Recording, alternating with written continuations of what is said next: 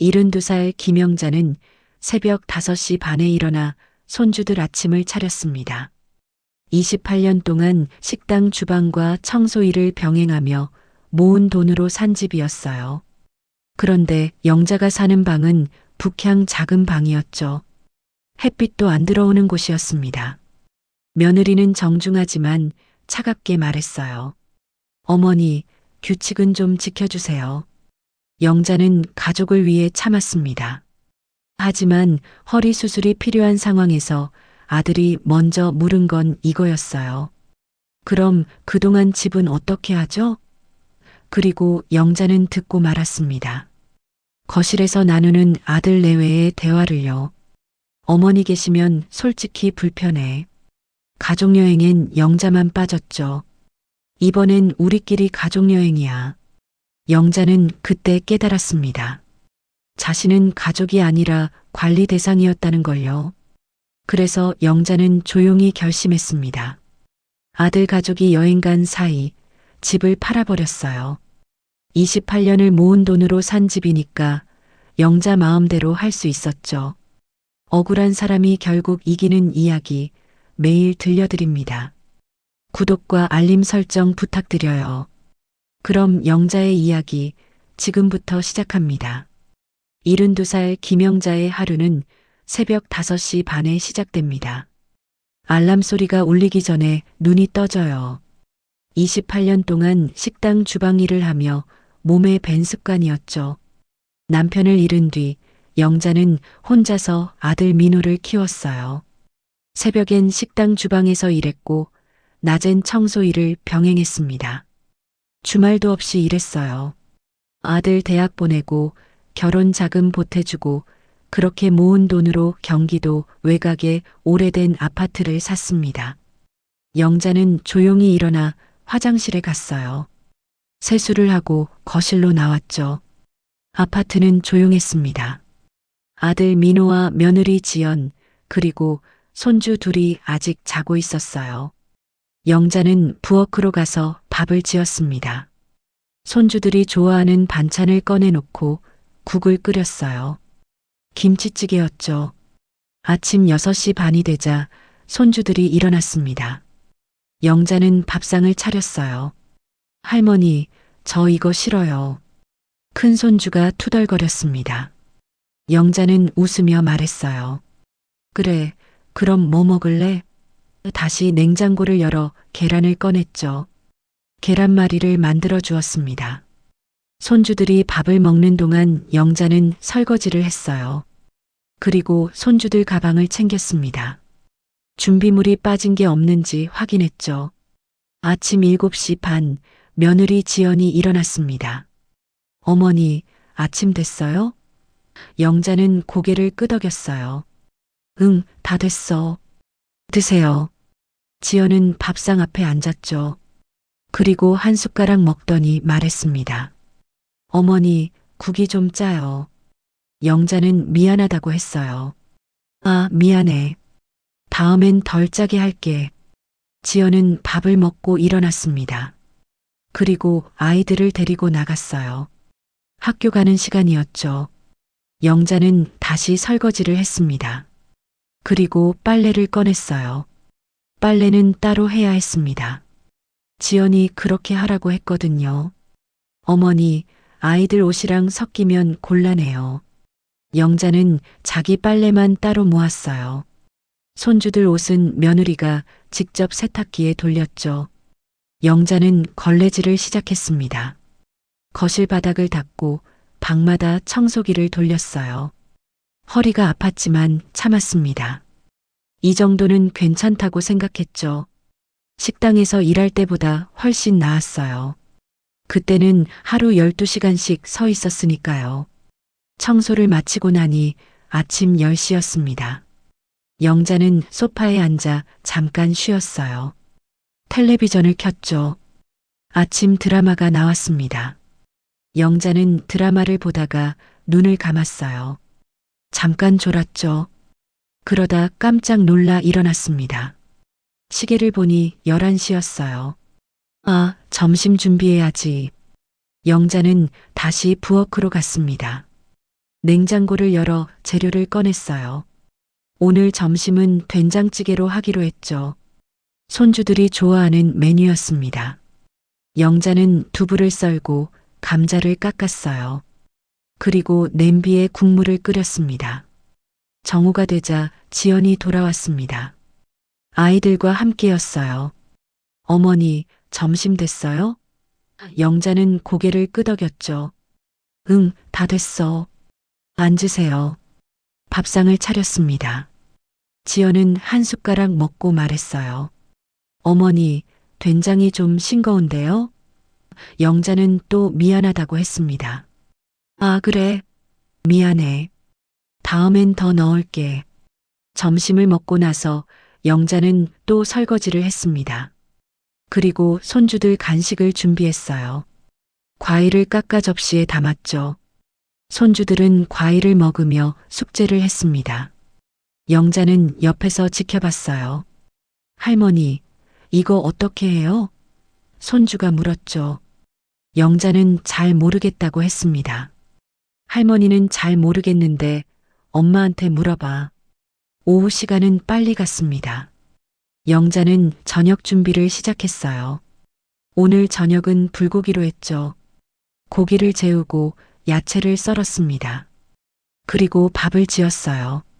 저녁 6시가 되자 아들 민호가 퇴근했습니다. 어머니, 저 왔어요. 영자는 반갑게 맞았죠. 그래, 왔어? 저녁 곧 된다. 저녁 식사 시간이었습니다. 가족 모두 식탁에 앉았어요. 영자는 밥을 퍼주고 반찬을 나눠줬죠. 민호가 말했습니다. 어머니, 고기 맛있네요. 영자는 웃었어요. 많이 먹어. 하지만 지연은 말이 없었습니다. 그냥 조용히 밥을 먹었죠. 저녁을 먹고 나서 영자는 설거지를 했습니다. 그리고 손주들 목욕을 시켰어요. 수건으로 몸을 닦아주고 잠옷을 입혔죠. 손주들은 할머니한테 안겨서 책을 읽었습니다.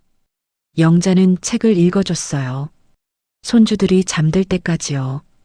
밤 9시가 되자 영자는 자기 방으로 들어갔습니다. 북향 작은 방이었어요. 햇빛도 안 들어오는 곳이었죠. 영자는 침대에 누웠습니다. 온몸이 쑤셨어요. 특히 허리가 아팠죠. 하지만 참았습니다. 내일도 똑같은 하루가 기다리고 있었어요. 영자는 천장을 보며 생각했습니다. 이게 내 삶인가? 하지만 곧 고개를 저었어요. 아니야, 가족을 위한 거야. 이게 맞아. 영자는 스스로를 다독였습니다. 그리고 눈을 감았죠. 내일 또 새벽 5시 반에 일어나야 했으니까요. 이렇게 영자의 하루는 끝났습니다. 말없이 참고 사는 것이 가족을 지키는 일이라 믿으며요.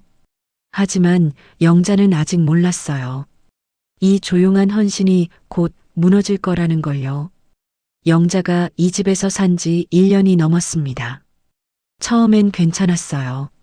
아들 민호가 결혼하고 며느리 지연이 들어왔을 때 영자는 기뻤죠. 드디어 가족이 생겼다고 생각했어요. 손주들이 태어났을 때는 더 행복했습니다. 영자는 손주들을 돌보며 살았어요. 그게 할머니의 역할이라고 믿었죠. 하지만 시간이 지나면서 뭔가 달라졌습니다. 며느리 지연의 말투가 달라졌어요. 처음엔 부드러웠는데 점점 차갑게 변했죠. 어머니, 규칙은 좀 지켜주세요. 지연은 자주 이렇게 말했습니다. 영자는 무슨 규칙인지 잘 몰랐어요. 하지만 고개를 끄덕였죠. 그래, 알았어. 빨래를 할 때도 규칙이 있었습니다. 어머니, 빨래는 따로 해주세요. 아이들 옷이랑 섞이면 곤란해요. 영자는 이해가 안 됐어요. 같이 빨아도 되는데 왜 따로 해야 하는지요. 하지만 지연이 원하니까 그렇게 했습니다. 영자는 자기 빨래만 따로 모아서 세탁기를 돌렸어요. 식사 시간도 규칙이 있었습니다. 어머니, 식사 시간은 맞춰주셔야 해요. 아이들 스케줄이 있어요. 영자는 항상 시간 맞춰 밥을 차렸어요. 아침 7시, 점심 12시, 저녁 6시요. 정확하게요. 조금이라도 늦으면 지연이 불편한 표정을 지었죠. 어느 날 영자는 손주들한테 과자를 줬습니다. 영자가 시장에서 산 과자였어요. 손주들이 좋아할 것 같았죠. 하지만 지연이 그걸 봤어요. 어머니, 이런 거 주지 마세요. 아이들 치아에 안 좋아요. 영자는 과자를 도로 뺏었습니다. 손주들은 울먹였지만 영자는 어쩔 수 없었어요. 그날 저녁 영자는 방에 들어가 혼자 생각했습니다. 내가 뭘 잘못한 걸까? 하지만 답이 없었어요. 그냥 며느리가 원하는 대로 하면 되는 거였죠. 영자는 점점 스스로를 작게 만들었습니다. 목소리를 낮추고 웃음을 줄이고 눈치를 보며 살았어요. 냉장고에도 규칙이 있었습니다. 어머니 반찬은 이쪽에 두세요. 아이들 거랑 구분해야 해요. 영자는 냉장고 맨 아래 칸에 자기 반찬을 넣었어요. 김치 하나, 된장 하나요. 그게 전부였죠. 나머지 칸은 전부 손주들 음식이었습니다. 요구르트, 과일, 치즈, 우유요. 거실에도 규칙이 있었습니다. 어머니, 거실에서 텔레비전 보실 때 소리 좀 줄여주세요. 아이들 공부에 방해돼요. 영자는 텔레비전 소리를 거의 안 들릴 정도로 줄였어요. 자막을 보며 드라마를 봤죠. 가끔은 그냥 끄고 멍하니 앉아 있었습니다. 어느 날 영자는 거실 소파에 앉아 있었습니다. 피곤해서 잠깐 눈을 붙이고 있었어요. 그런데 지연이 들어왔죠. 어머니, 거기 앉지 마세요. 거기 아이들 자리예요. 영자는 깜짝 놀라 일어났습니다. 아, 미안해. 몰랐어. 영자는 자기 방으로 들어갔어요. 북향 작은 방이었죠. 영자의 방에는 침대 하나, 작은 옷장 하나가 전부였습니다. 창문은 있었지만 햇빛이 안 들어왔어요. 북향이라 늘 어두웠죠. 영자는 침대에 앉았습니다. 그리고 생각했어요. 이 집이 내 집인데 왜 눈치를 보며 살까? 하지만 곧 고개를 저었습니다. 아니야, 가족이니까. 참아야지. 영자는 스스로를 다독였어요. 며느리도 힘들 거라고 생각했죠. 아이 둘 키우면서 일하는 게 쉽지 않을 거라고요. 그래서 영자는 더 조용히 살기로 했습니다. 어느 날 저녁 영자는 설거지를 하고 있었습니다. 그런데 등 뒤에서 지연의 목소리가 들렸어요. 어머니, 설거지할 때 물 좀 아껴주세요. 수도세 많이 나와요. 영자는 물을 바로 잠갔습니다. 아, 그래. 미안해. 영자는 점점 숨이 막혔습니다. 뭘 해도 눈치가 보였어요. 밥을 해도 청소를 해도 빨래를 해도요. 항상 뭔가 잘못하고 있는 것 같았죠. 영자는 더 조심스러워졌습니다. 발소리도 줄이고 말도 줄이고 존재감도 줄였어요. 그러던 어느 날 영자는 거실에서 의자에 앉아 있었습니다. 등받이가 없는 의자였어요. 영자는 허리가 아파서 등받이 있는 소파에 앉고 싶었죠. 하지만 거기는 아이들 자리였습니다. 영자는 그냥 딱딱한 의자에 앉아 있었어요. 지연이 지나가다 말했습니다. 어머니, 거기 앉으면 불편하시죠? 방에 가서 쉬세요. 영자는 고개를 끄덕였어요. 그래, 그럴게. 영자는 일어나 방으로 들어갔습니다. 북향 작은 방으로요. 영자는 침대에 누웠습니다. 천장을 보며 생각했어요. 나는 왜 이렇게 살고 있을까? 하지만 답이 없었습니다. 그냥 이게 가족을 위한 일이라고 스스로를 설득했죠. 영자는 눈을 감았습니다. 그리고 참았어요. 계속 참았습니다. 하지만 영자는 몰랐어요. 이 참음이 언젠가 한계에 다다를 거라는 걸요. 그리고 그 순간이 곧 온다는 걸요. 영자의 허리는 점점 더 아파졌습니다. 처음엔 그냥 뻐근한 정도였어요. 나이 들면 다 그렇지 뭐. 영자는 대수롭지 않게 생각했죠. 하지만 시간이 지날수록 통증이 심해졌습니다. 아침에 일어날 때 허리를 펼 수가 없었어요. 한참을 꾸부정하게 서 있다가 천천히 허리를 폈죠. 청소를 할 때도 힘들었습니다. 걸레질을 하다 보면 허리에서 찌릿한 통증이 왔어요. 영자는 잠깐 멈춰서서 허리를 주물렀습니다. 그리고 다시 청소를 계속했죠. 하지만 통증은 나아지지 않았어요. 어느 날 아침 영자는 일어나려다 그만 주저앉고 말았습니다. 허리가 너무 아팠어요. 아이고. 영자는 신음을 참으며 겨우 일어났죠. 세수를 하고 부엌으로 갔습니다. 하지만 서 있는 것조차 힘들었어요. 며느리 지연이 일어나 부엌으로 왔습니다. 어머니, 괜찮으세요? 얼굴이 안 좋아 보여요. 영자는 괜찮다고 했어요. 응, 괜찮아. 그냥 좀 피곤해서 그래. 하지만 지연은 그냥 넘어갔습니다. 그럼 오늘 저녁은 간단하게 해주세요. 아이들 학원 가야 해서요. 영자는 고개를 끄덕였습니다. 그리고 아침 준비를 계속했어요. 하지만 허리 통증 때문에 제대로 서 있을 수가 없었죠. 영자는 한 손으로 싱크대를 잡고 한 손으로 국을 끓였습니다. 점심때쯤 영자는 더 이상 참을 수 없었습니다. 허리가 너무 아팠어요. 영자는 소파에 앉아 한숨을 쉬었죠. 병원에 가야 하나. 하지만 선뜻 말을 꺼낼 수가 없었어요. 며느리한테 폐를 끼칠까 봐요. 그날 저녁 아들 민호가 퇴근하고 들어왔습니다. 영자는 민호를 불렀어요. 민호야, 엄마가 허리가 좀 아픈데. 민호는 대수롭지 않게 대답했습니다.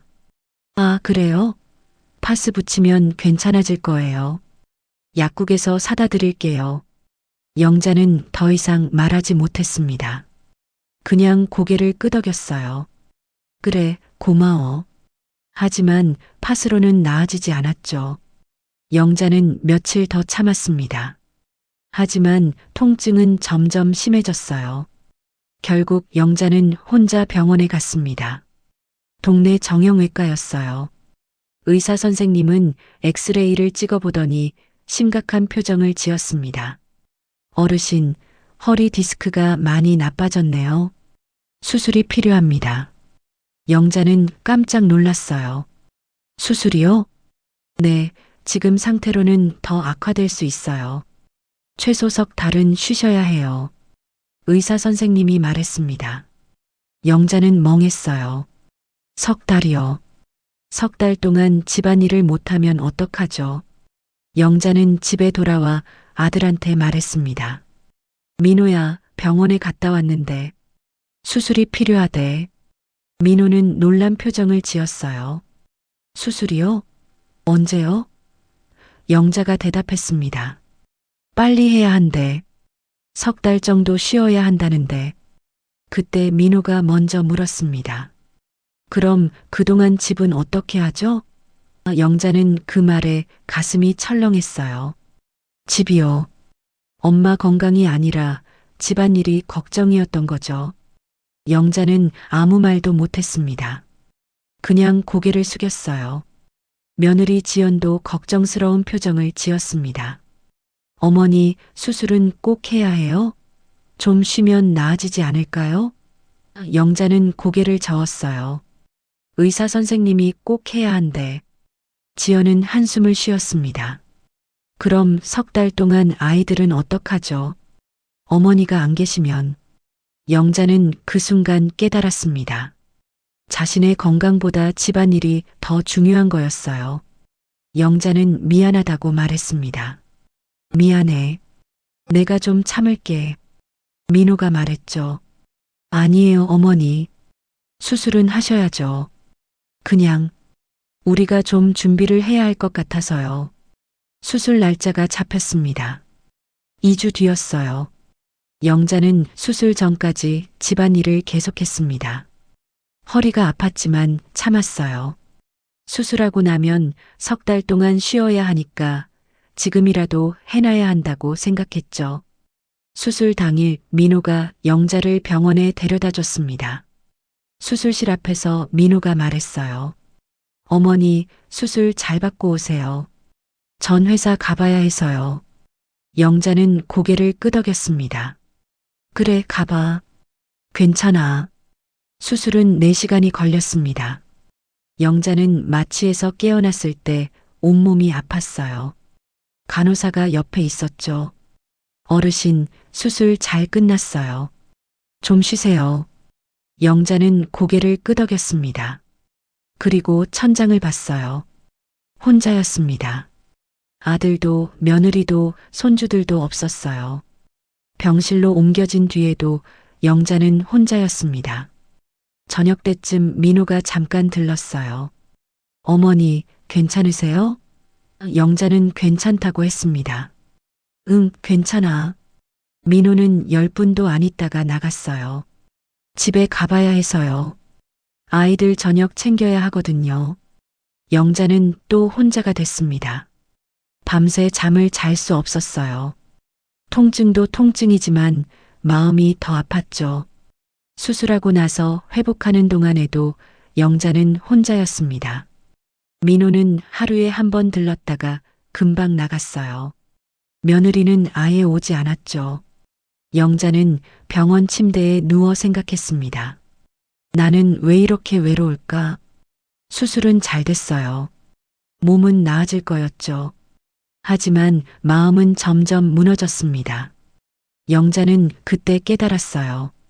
자신은 가족에게 필요한 존재가 아니라 그냥 집안일 하는 사람이었다는 거요. 퇴원하는 날 민호가 차를 가지고 왔습니다.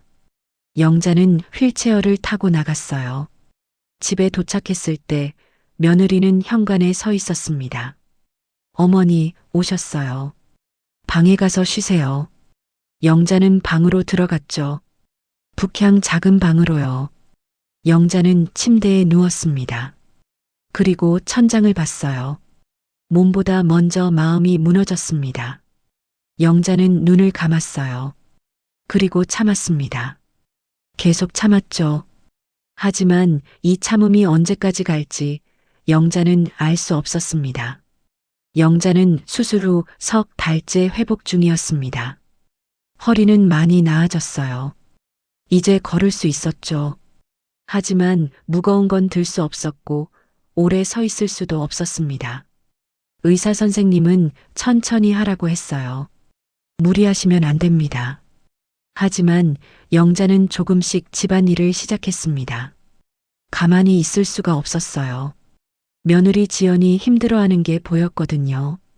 설거지 정도는 할 수 있었죠. 영자는 조심스럽게 싱크대 앞에 섰습니다. 그리고 설거지를 했어요. 어느 날 저녁이었습니다. 영자는 방에 누워 있었어요. 거실에서 소리가 들렸죠. 아들 민호와 며느리 지연이 대화하고 있었습니다. 영자는 귀를 기울였어요. 여보, 어머니 언제까지 이러실까? 지연의 목소리였습니다. 민호가 대답했어요. 아직 회복 중이잖아. 좀 기다려야지. 지연이 한숨을 쉬었죠. 알아요. 하지만 솔직히 말하면 어머니 계시면 불편해요. 영자는 숨을 죽였습니다. 가슴이 철렁했어요. 지연이 계속 말했습니다.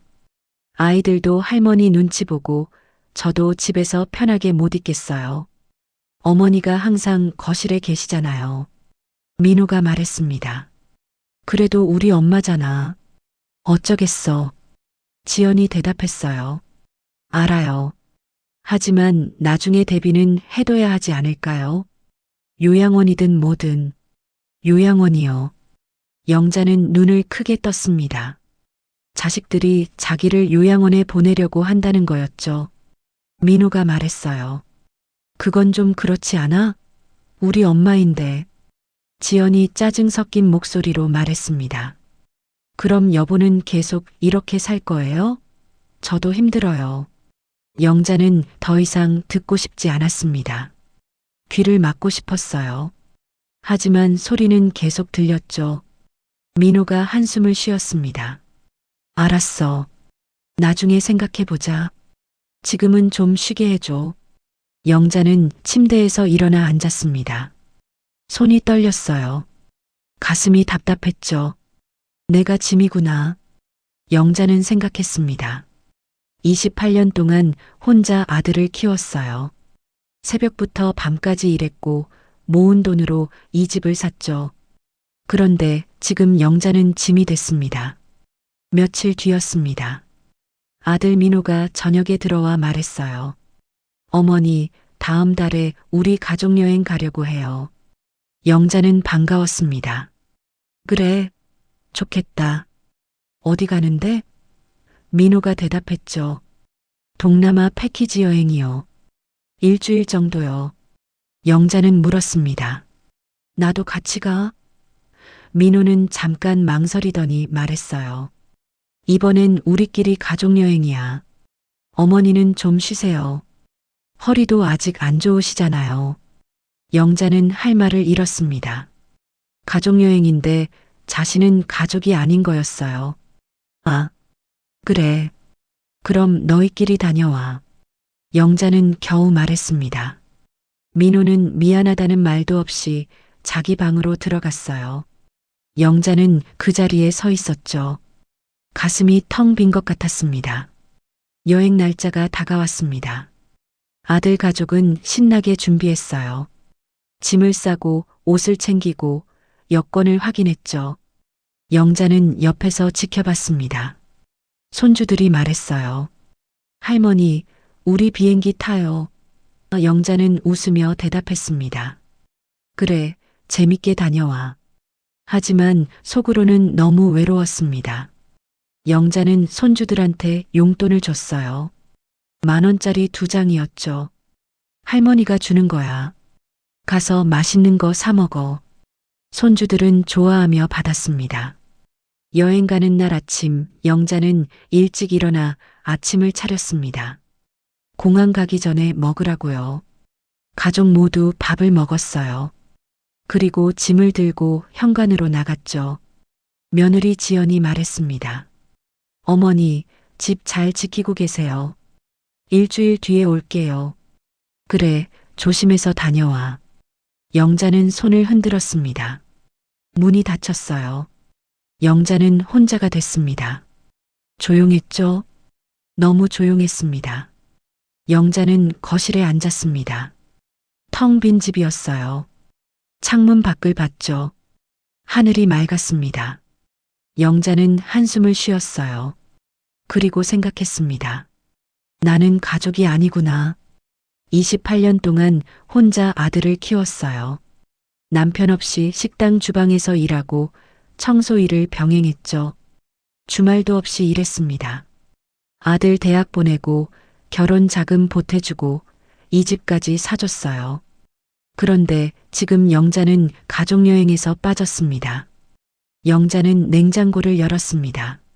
손주들 음식만 가득했어요. 요구르트, 과일, 치즈, 우유요. 영자 것은 하나도 없었죠. 영자는 냉장고를 닫았습니다. 그리고 자기 방으로 들어갔어요. 북향 작은 방이었습니다. 햇빛도 안 들어오는 곳이었죠. 영자는 침대에 앉았어요. 그리고 천장을 봤습니다. 이 집이 내 집인데. 영자는 생각했죠.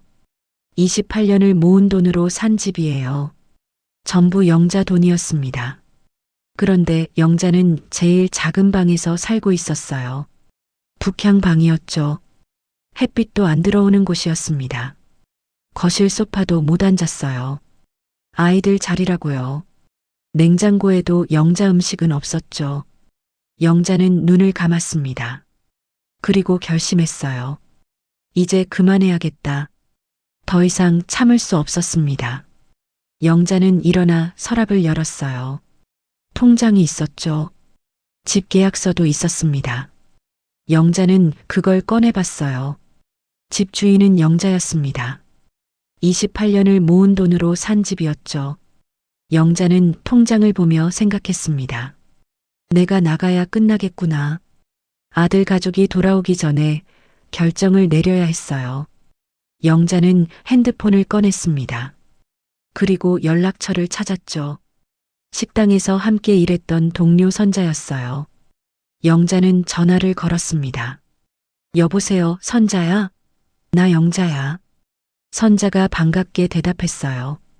영자야, 오랜만이다. 어떻게 지내? 영자는 한숨을 쉬었습니다. 선자야, 나 좀 도와줄 수 있어? 선자가 걱정스럽게 물었죠. 왜? 무슨 일 있어? 영자는 말했습니다. 나 이사 갈 거야. 선자는 놀랐어요. 이사? 갑자기 왜? 영자는 대답했습니다. 말하자면 길어. 나중에 얘기할게. 일단 도와줄 수 있어? 그래, 당연하지. 언제? 선자가 물었습니다. 영자는 대답했어요. 일주일 안에. 선자는 알았다고 했죠. 그래, 걱정 마. 내가 도와줄게. 영자는 전화를 끊었습니다. 그리고 창밖을 봤어요. 결심이 섰습니다. 영자는 이제 나갈 거였어요. 이 집에서요. 스스로 선택해서요. 영자는 일주일 동안 혼자 지냈습니다. 아들 가족이 여행을 떠난 사이였어요. 처음엔 조용해서 좋았습니다.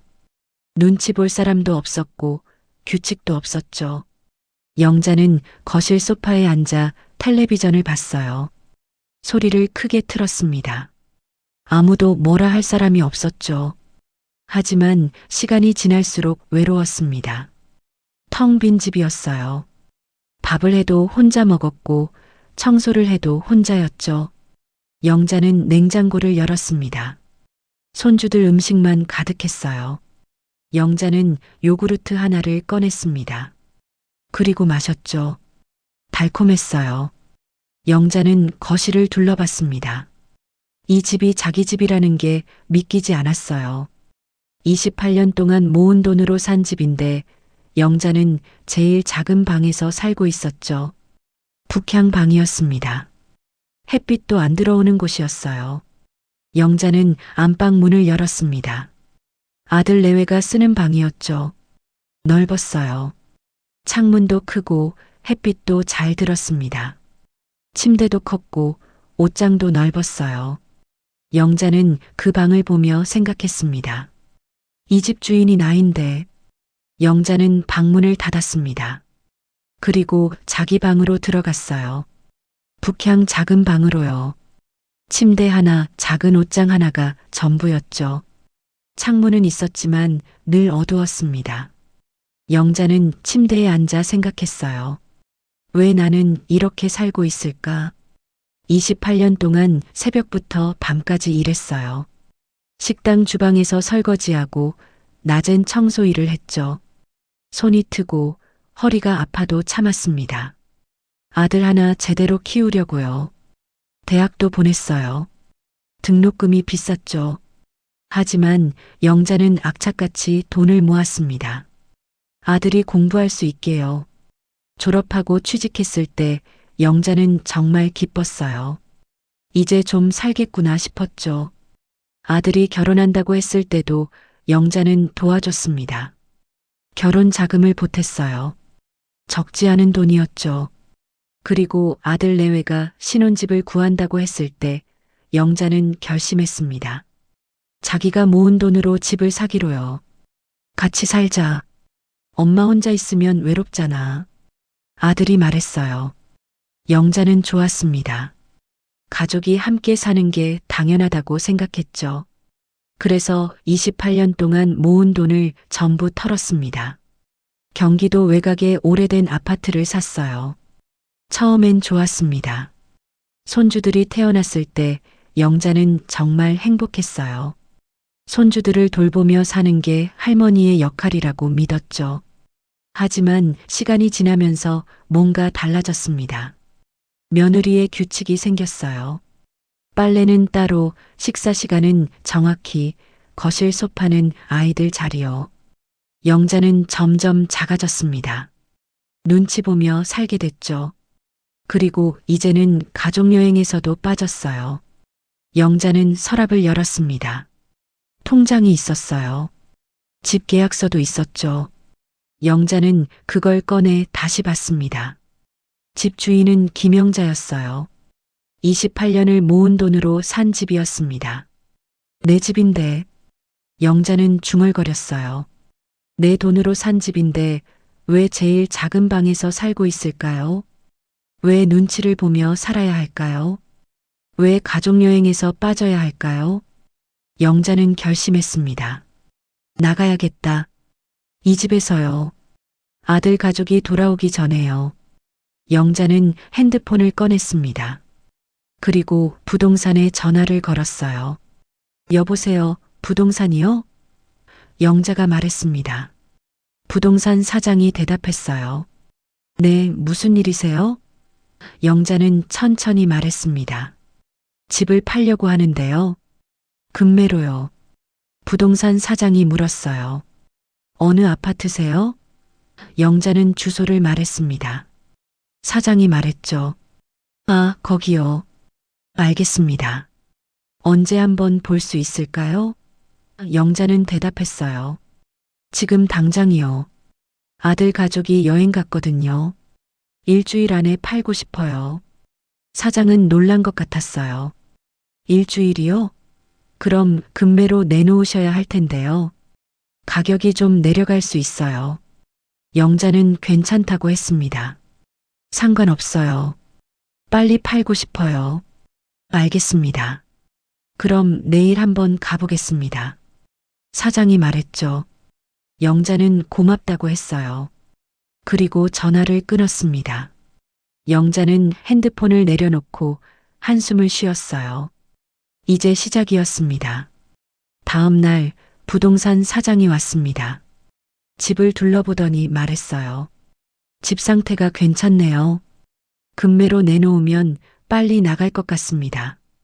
영자는 고개를 끄덕였습니다. 그렇게 해주세요.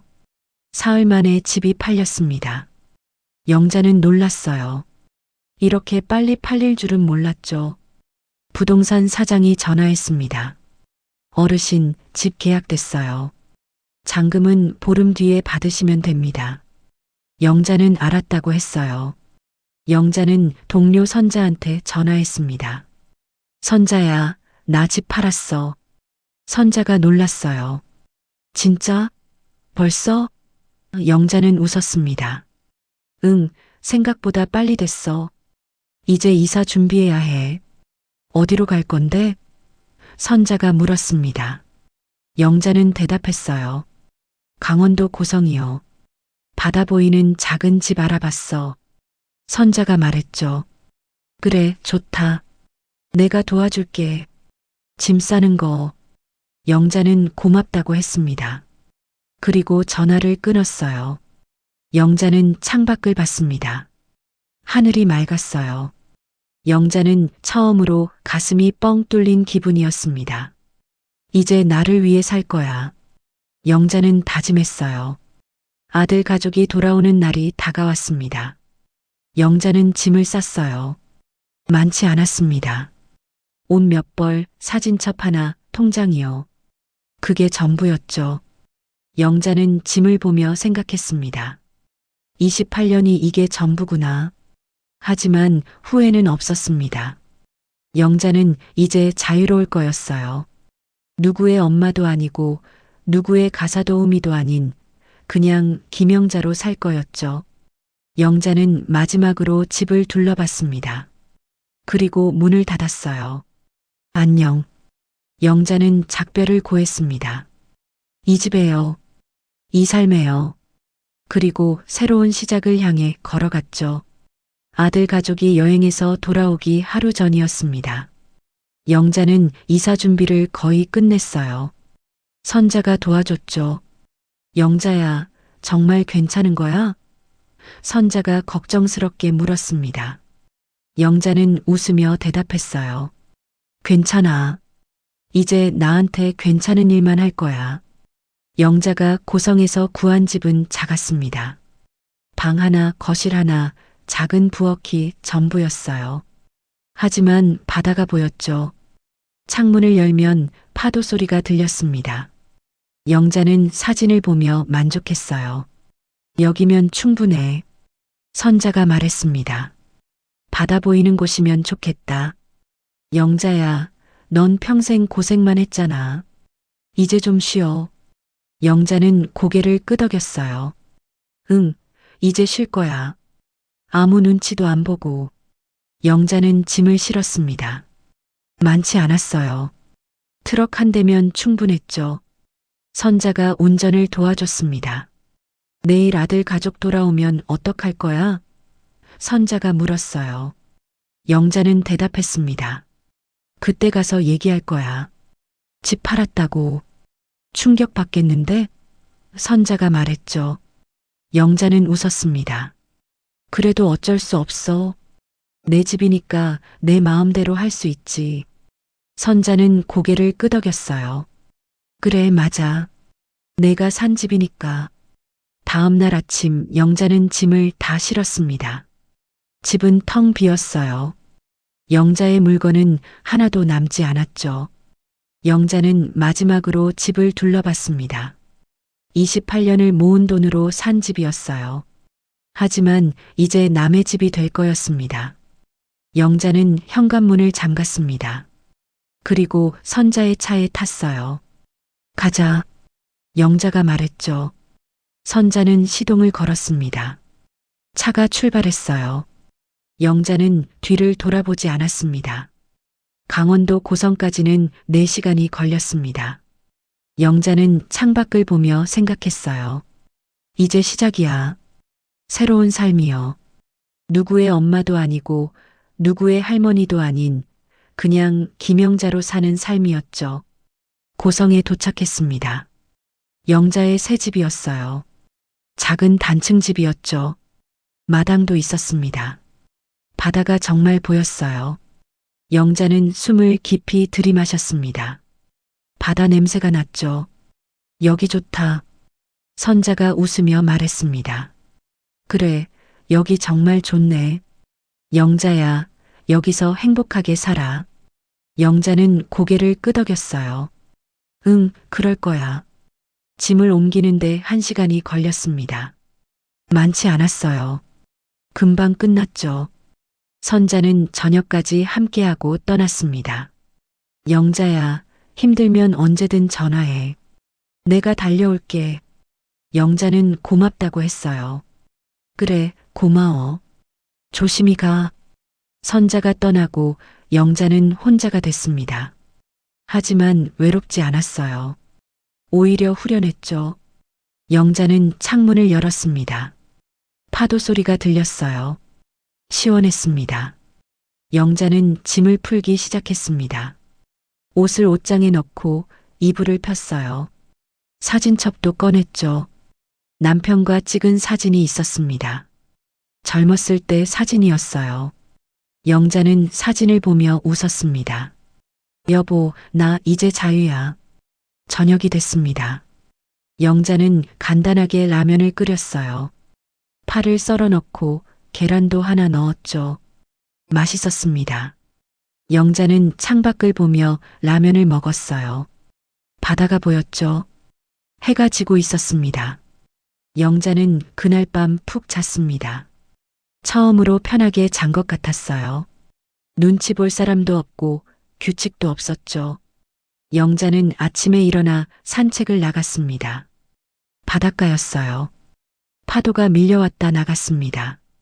영자는 모래밭을 걸었어요. 바람이 시원했죠. 영자는 멈춰서서 바다를 봤습니다. 넓었어요. 끝이 안 보였죠. 이제 나도 저렇게 살 거야. 영자는 생각했습니다. 넓게요. 자유롭게요. 그때 핸드폰이 울렸습니다. 아들 민우였어요. 영자는 전화를 받았습니다. 여보세요. 민우의 목소리가 급했어요. 어머니, 어디세요? 집에 안 계시던데요. 영자는 차분하게 대답했습니다. 응, 나 이사 갔어. 민우가 놀란 것 같았어요. 이사요? 어디로요? 영자는 말했죠. 강원도 고성이야. 바다 보이는 곳이야. 어머니, 갑자기 왜 이러세요? 우리한테 말도 안 하고. 민호가 당황한 목소리로 말했습니다. 영자는 대답했어요. 미안해. 하지만 결정했어. 이제 여기서 살 거야. 어머니. 민호가 소리쳤습니다. 어머니, 집은요? 우리 집은 어떡하고요? 영자는 잠깐 침묵했어요. 그리고 말했습니다. 집, 팔았어. 전화기 너머로 침묵이 흘렀습니다. 민호가 말을 잃은 것 같았어요. 영자는 계속 말했죠. 내 돈으로 산 집이니까 내가 판 거야. 문제 있어? 어머니, 이게 무슨 짓이에요? 민호가 소리쳤습니다. 하지만 영자는 차분했어요. 짓이 아니야. 내 선택이야. 너희들 돌아오면 얘기하자. 지금은 바빠서 끊을게. 영자는 전화를 끊었습니다. 그리고 다시 바다를 봤어요. 가슴이 뛰었습니다. 떨렸지만 후회는 없었어요. 영자는 처음으로 자기 인생을 선택했습니다. 그리고 그게 좋았어요. 영자는 마을을 걸었습니다. 작은 마을이었어요. 사람들이 인사를 했죠. 어르신, 새로 오셨어요? 영자는 웃으며 대답했습니다. 네, 어제 왔어요. 사람들은 친절했어요. 여기 좋은 곳이에요. 편하게 지내세요. 영자는 고마웠습니다. 이런 환대를 받아본 게 얼마만인지 몰랐어요. 영자는 그날 시장도 가보고 동네도 둘러봤죠. 모든 게 새로웠습니다. 모든 게 좋았어요. 저녁에 집으로 돌아왔을 때 영자는 현관에서 작은 강아지를 발견했습니다. 유기견 같았어요. 말랐고 털도 엉망이었죠. 영자는 강아지를 안아 올렸습니다. 너도 나처럼 혼자구나. 영자는 강아지한테 밥을 줬어요. 강아지는 허겁지겁 먹었죠. 영자는 웃었습니다. 우리 같이 살까? 강아지는 꼬리를 흔들었어요. 영자는 강아지 이름을 지어줬습니다. 몽이야. 이제 내 이름은 몽이야. 그날 밤 영자는 몽이와 함께 잤습니다. 따뜻했어요. 외롭지 않았죠. 영자는 생각했습니다. 이제 시작이야. 내 인생이. 그리고 편하게 잠들었습니다. 사흘 뒤였습니다. 아들 민호가 고성까지 찾아왔어요. 며느리 지연도 함께였죠. 영자는 예상했습니다. 올 줄 알았어요. 영자는 현관 앞에서 그들을 맞았습니다. 왔어? 민호의 얼굴은 창백했습니다. 어머니, 정말 집을 파신 거예요? 영자는 고개를 끄덕였어요. 그래, 팔았어. 이미 계약 끝났어. 지연이 끼어들었습니다. 어머니, 이게 무슨 짓이에요? 우리한테 말도 안 하고. 영자는 차분하게 대답했습니다. 내 집이니까 내가 판 거야. 너희한테 물어볼 필요 없었어. 민호가 목소리를 높였어요. 어머니, 우리가 거기서 살고 있었잖아요. 어떻게 이러실 수 있어요? 영자는 웃었습니다. 쓸쓸한 웃음이었어요. 너희가 거기서 살았지. 하지만 나는 살지 못했어. 지연이 말했죠. 무슨 말씀이세요?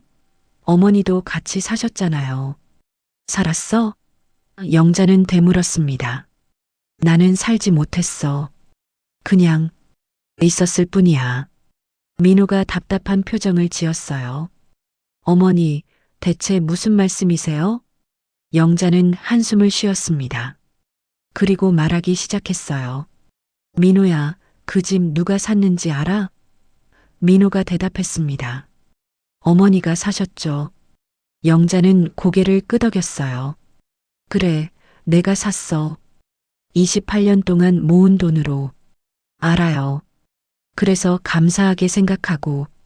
민호가 말하려 했지만 영자가 끊었습니다. 감사? 정말 감사했어? 영자는 쓴웃음을 지었어요.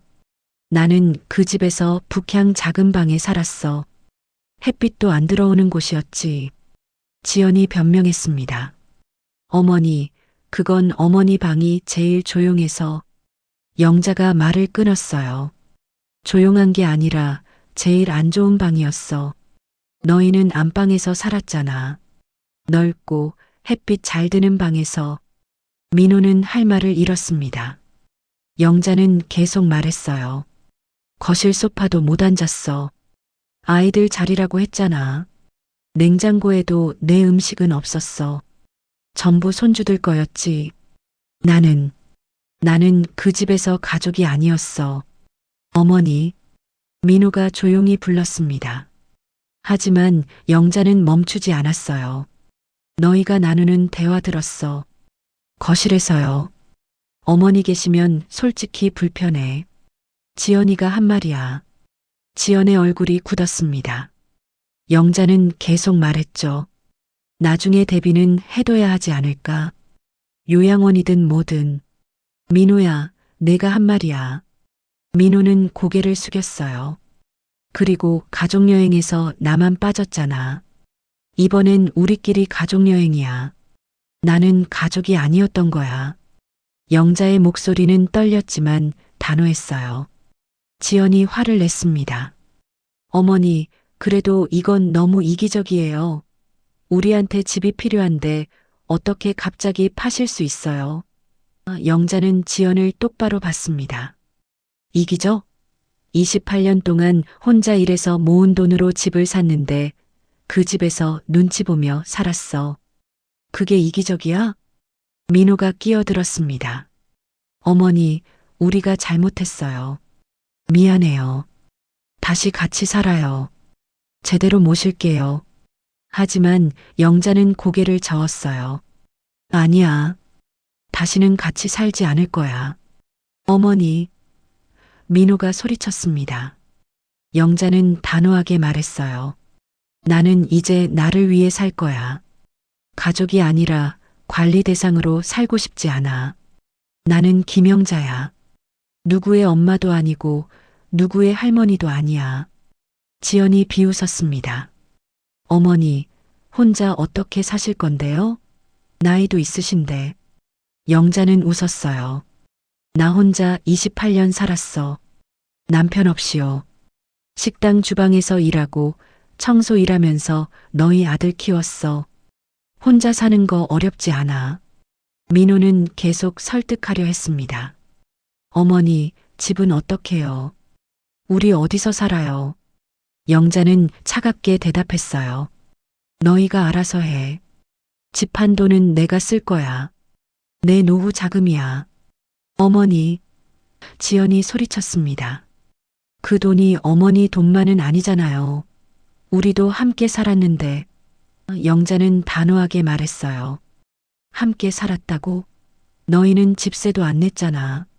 생활비도 내가 댔어. 전부 내 돈이야. 침묵이 흘렀습니다. 민호와 지연은 할 말을 잃었어요. 영자는 말했습니다. 이제 돌아가. 나는 여기서 살 거야. 너희 없이. 어머니, 정말 이러시는 거예요? 민호가 마지막으로 물었습니다. 영자는 고개를 끄덕였어요. 그래. 이게 내 선택이야. 민호는 한참을 서 있다가 돌아섰습니다. 지연도 따라갔죠. 차가 떠나갔습니다. 영자는 그들을 보내고 현관문을 닫았어요. 가슴이 아팠습니다. 하지만 후회는 없었어요. 영자는 몽이를 안아 올렸습니다. 몽아, 이제 우리 둘이야. 몽이는 꼬리를 흔들었어요. 영자는 웃었습니다. 눈물이 났지만 웃음도 나왔죠. 괜찮아. 나는 괜찮아. 영자는 창밖을 봤습니다. 바다가 보였어요. 파도가 밀려왔다 나갔죠. 영자는 생각했습니다. 이제 시작이야. 진짜 내 인생이요. 누구를 위한 삶이 아니라 나를 위한 삶이었죠. 영자는 깊이 숨을 들이마셨습니다. 그리고 새로운 하루를 시작했어요. 영자가 고성에서 산 지 석 달이 지났습니다. 이제 영자는 완전히 적응했어요. 아침마다 바다를 보며 산책했고 몽이와 함께 시간을 보냈죠. 마을 사람들도 영자를 반겼습니다. 영자 씨, 오늘도 산책 나오셨네요. 영자는 웃으며 인사했어요. 네, 날씨가 좋아서요. 마을 사람들은 친절했습니다. 가끔 반찬도 나눠줬어요. 이거 우리 집에서 만든 건데 드세요. 영자는 고마웠습니다. 이런 환대를 받아본 게 정말 오래됐거든요. 영자는 작은 텃밭도 만들었습니다. 마당 한쪽에 상추와 고추를 심었어요. 매일 아침 물을 주고 잡초를 뽑았죠. 허리는 이제 괜찮았습니다. 무리하지 않으면 아프지 않았어요. 어느 날 아침 영자는 바닷가를 걷고 있었습니다. 몽이가 앞서 뛰어갔어요. 파도가 밀려왔다 나갔죠. 영자는 멈춰서서 바다를 봤습니다. 넓었어요. 끝이 안 보였죠. 영자는 깊이 숨을 들이마셨습니다. 공기가 맑았어요. 핸드폰이 울렸습니다. 민호였어요. 영자는 잠깐 망설이다 전화를 받았습니다. 여보세요. 민호의 목소리가 들렸어요. 어머니, 저예요. 민호예요. 그래, 알아. 무슨 일이야? 영자가 물었습니다. 민호는 한참 침묵하더니 말했어요. 어머니, 제가 잘못했어요. 정말 미안해요. 영자는 아무 말도 하지 않았습니다. 어머니가 그동안 얼마나 힘드셨는지 저는 몰랐어요. 아니, 알고도 모른 척 했어요. 민호의 목소리는 떨렸어요. 어머니, 다시 같이 살아요. 이번엔 제대로 모실게요. 영자는 고개를 저었습니다. 민호야, 아니야. 민호가 다급하게 말했어요. 어머니, 제발이요. 제가 잘못했어요. 어머니 없으니까 너무 힘들어요. 영자는 차분하게 말했습니다. 민호야, 나는 이제 돌아가지 않아. 여기가 좋아. 바다도 보이고 공기도 맑고 사람들도 좋아. 나는 여기서 행복해. 어머니. 민호가 흐느꼈습니다. 영자는 계속 말했어요. 너는 이제 어른이야. 혼자 살 수 있어. 아내도 있고 아이들도 있잖아. 나 없이도 잘 살 수 있어. 하지만 어머니. 민호가 말하려 했지만 영자가 끊었습니다. 민호야, 나는 28년 동안 너를 위해 살았어. 혼자 일하고 혼자 키웠지. 이제는 나를 위해 살고 싶어. 내가 원하는 대로. 민호는 한참 울었습니다. 영자는 기다렸어요. 민호가 진정하고 말했습니다. 어머니, 가끔 뵐 수는 있죠? 영자는 웃었어요. 그래, 가끔 놀러와. 하지만 같이 살지는 않을 거야. 알겠어요. 어머니, 건강하세요. 민호가 말했습니다. 영자는 대답했어요. 그래, 너도 잘 살아. 가족 잘 돌보고. 전화가 끊겼습니다. 영자는 핸드폰을 내려놓고 다시 바다를 봤습니다. 눈물이 났어요. 하지만 슬픈 눈물은 아니었죠. 후련했습니다. 영자는 이제 자유였어요. 몽이가 달려와 영자 곁에 앉았습니다. 영자는 몽이를 쓰다듬었어요. 몽아, 우리 집에 가자. 몽이는 꼬리를 흔들었죠. 영자는 몽이와 함께 집으로 돌아갔습니다. 집에 도착해서 영자는 텃밭에 물을 줬습니다. 상추가 잘 자라고 있었어요. 고추도 열매를 맺기 시작했죠. 영자는 만족스러웠습니다. 잘 크고 있네. 저녁이 됐습니다. 영자는 간단하게 저녁을 차렸어요. 상추쌈에 된장찌개였죠. 직접 키운 상추로 쌈을 싸서 먹었습니다. 맛있었어요. 영자는 창밖을 보며 밥을 먹었습니다. 바다에 해가 지고 있었어요. 밤이 됐습니다. 영자는 마당에 나가 앉았어요. 별이 많았습니다. 서울에서는 볼 수 없던 별들이었죠. 영자는 하늘을 보며 생각했습니다. 이게 내 삶이야. 몽이가 옆에 와서 누웠습니다. 영자는 몽이를 쓰다듬었어요. 몽아, 우리 행복하지? 몽이는 꼬리를 흔들었죠. 영자는 웃었습니다. 다음 날 아침 영자는 일찍 일어났습니다. 하지만 누군가를 위해서가 아니었어요. 그냥 일찍 일어나고 싶어서였죠. 영자는 커피를 끓였습니다. 그리고 마당에 나가 앉았어요. 바다에서 해가 떠오르고 있었습니다. 아름다웠어요. 영자는 커피를 마시며 일출을 봤습니다. 이런 여유가 처음이었어요. 평생 누군가를 위해 살았는데 이제는 나를 위해 살고 있었죠. 마을 이웃이 지나가다 인사했습니다. 영자 씨, 아침부터 일출 보세요? 영자는 웃으며 대답했어요. 네, 아름다워서요. 이웃이 말했죠. 여기 살면 매일 볼 수 있어요. 좋은 곳이에요.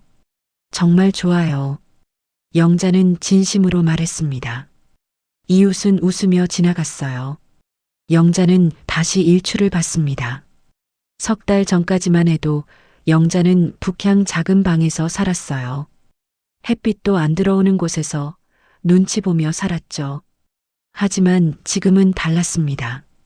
영자는 바다가 보이는 집에서 아무 눈치도 안 보고 살았어요. 영자는 자리에서 일어났습니다. 그리고 몽이를 불렀어요. 몽아, 산책 갈까? 몽이는 신나게 뛰어왔죠. 영자는 몽이와 함께 바닷가로 걸어갔습니다. 파도가 밀려왔다 나갔습니다. 영자는 모래밭을 걸었어요. 바람이 시원했죠. 영자는 멈춰서서 생각했습니다. 나는 이제 누구의 엄마도 아니야. 누구의 할머니도 아니야. 그냥 김영자야. 그리고 그게 좋았습니다. 영자는 처음으로 자기 자신이 됐어요. 72살에요. 늦었지만 괜찮았습니다. 이제라도 시작할 수 있었으니까요. 영자는 바다를 보며 웃었습니다. 그리고 앞으로 걸어갔어요. 새로운 하루가 시작됐죠. 누구를 위한 하루가 아니라 김영자를 위한 하루였습니다. 몽이가 옆에서 뛰어다녔어요. 영자는 몽이를 보며 웃었습니다. 몽아, 우리 앞으로 행복하게 살자. 몽이는 꼬리를 흔들었죠. 영자는 계속 걸었습니다. 바다를 따라서요. 끝이 안 보이는 길을 따라서요. 그리고 그게 좋았습니다. 이제 영자의 삶도 그랬으니까요. 끝이 정해지지 않은 자유로운 삶이었죠. 해가 완전히 떠올랐습니다. 새로운 날이 시작됐어요. 영자는 깊이 숨을 들이마셨습니다. 그리고 중얼거렸어요. 이제 나는 누구의 엄마도 아니다. 그냥 김영자다. 그리고 영자는 미소 지었습니다. 진심으로요. 처음으로요. 자유롭게요.